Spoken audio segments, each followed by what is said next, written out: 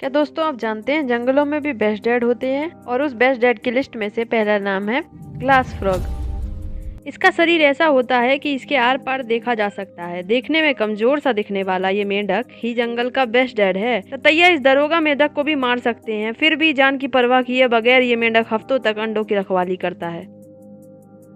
और हम इसे यूं ही नहीं, तमाम जीवों में से सबसे अच्छे पापा का दर्जा दे रहे हैं। ये मेंढक अपने बच्चों की हिफाजत के लिए जान की बाजी लगा देता है। अब अगले नंबर पे आते हैं सी हॉर्सेस।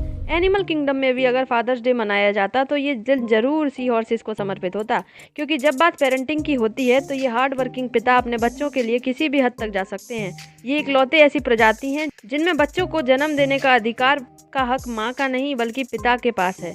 रिप्रोडक्शन की प्रक्रिया को पूरा करने फीमेल सी हॉर्सेस अपने अंडे मेल सी हॉर्सेस की थैली में जमा करती हैं। इसके बाद नर 45 दिनों तक उन अंडों को अपने पाउच में कैरी करके रखता है, और ताकि वह अंदर पूरी तरीके से विकसित होकर बाहर आने के लिए तैयार हो जाए। और यह एक बार में 1000 से ज्यादा बच्चों को जन्म देता है। तीसरा, एम्परर पेंगुइन।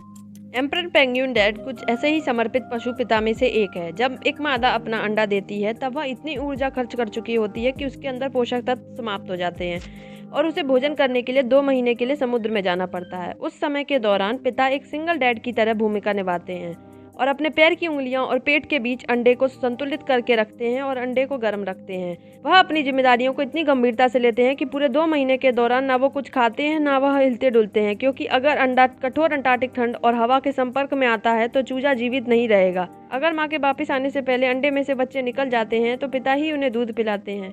क्या समर्पण है देखिए। अब अगला इसी लिस्ट में है फ्रॉग्स। एनिमल किंगडम में शायद ही आपको इतना समर्पित पिता मिले जो अपने बच्चों के लिए खाना पीना भी छोड़ दे।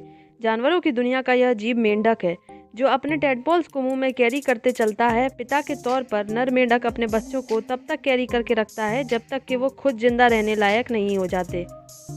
इस बीच मेंढक काफी समय तक कुछ नहीं खाते हैं। वैसे देखा जाए तो हमारे पापा भी हमसे बहुत प्यार करते हैं, लेकिन कभी कभार